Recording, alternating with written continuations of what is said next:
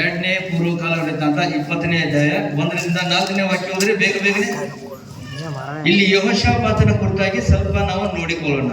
Hallelujah.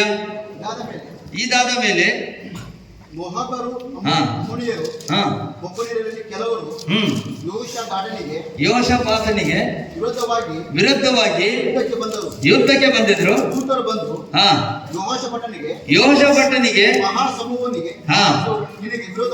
ನಿನಗೆ ವಿರುದ್ಧವಾಗಿ ಸಮುದ್ರದ ಆಚೆಯಲ್ಲಿ ಅರಾಮ್ ಪ್ರಾಂತ್ಯದಲ್ಲಿ ಕಡೆಯಿಂದ ಬಂದು ಈಗ ಜಂಗದಿ ಎನಿಸಿಕೊಳ್ಳುವ ಅಚೋಚೋರಿಯ ತಮಾರಿನಲ್ಲಿ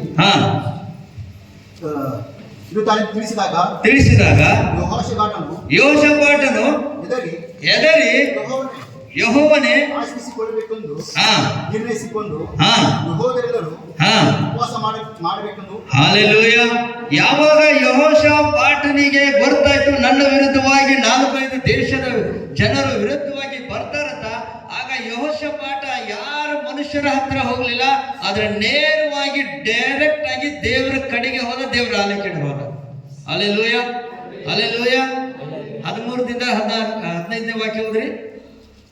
ಯೆಹೋಷಾಫಾಟ ಆದ ನಂತರ ದೇವರ ಕಡೆಗೆ ಹೋದ, ಉಪವಾಸನ ಇಟ್ಟ, ಪ್ರಾರ್ಥನೆ ಮಾಡಿದ ನಂತರ ದೇವರಾತ್ಮ ಒಬ್ಬ ಸೇವಕರ ಮೂಲಕವಾಗಿ ಯೆಹೋಷಾಫಾಟನಿಗೆ ಹೇಳ್ತಾ ಇದ್ದಾನೆ, ಏನಂತ? ಎಲ್ಲ ಅವರ ಹೆಂಡತಿ ಮಕ್ಕಳು ಯೆಹೋವನ ಸನ್ನಿಧಿಯಲ್ಲಿ ನಿಂತಿರು.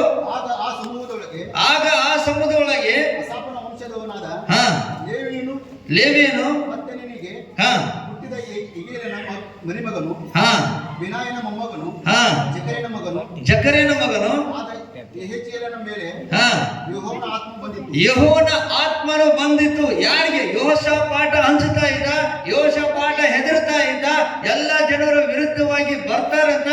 ಆಗ ಆತನು ಏನ್ ಮಾಡಿದ? ಉಪವಾಸನ ಇಟ್ಟು ತನ್ನ ರಾಜ್ಯದಲ್ಲಿ ಉಪವಾಸದ ಎಲ್ಲ ಡಂಗ್ರ ಬಡಿಸಿಬಿಟ್ಟ. ಹಲ್ಲೆಲೂಯ. ಆಗ ಯೆಹೋವನ ಆತ್ಮವು ಅವನ ಮೇಲೆ ಬಂದು ಯೆಹೋಷಾಫಾಟನಿಗೆ ಹೇಳ್ತಾ ಇದ್ದಾನೆ, ಏನಂತ?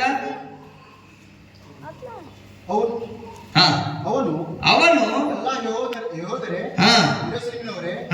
ಅರಸನಾದ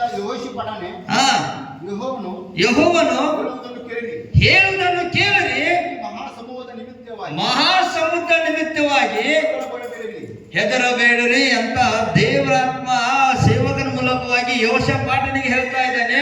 ಯೆಹೋಷಾಫಾಟ ಇವ್ರ ವಿರುದ್ಧವನ್ನು ನೋಡಿ, ಇವ್ರ ಹೋರಾಟವನ್ನು ನೋಡಿ, ಇವ್ರ ಜನರನ್ನು ನೋಡಿ ನೀನು ಹೆದರಬೇಡ, ಯಾಕಂದ್ರೆ ಯುದ್ಧ ಮಾಡುವನು ನೀನಲ್ಲ, ನಿನ್ನ ವಿರುದ್ಧವಾಗಿ ಯುದ್ಧ ಮಾಡಕ್ಕೆ ಬಂದಿದ್ದಾನಲ್ಲ ಅವನ ವಿರುದ್ಧವಾಗಿ ನನ್ನ ದೇವರಾದ ಯೆಹೋವನು ಯುದ್ಧ ಮಾಡ್ತಾನೆ.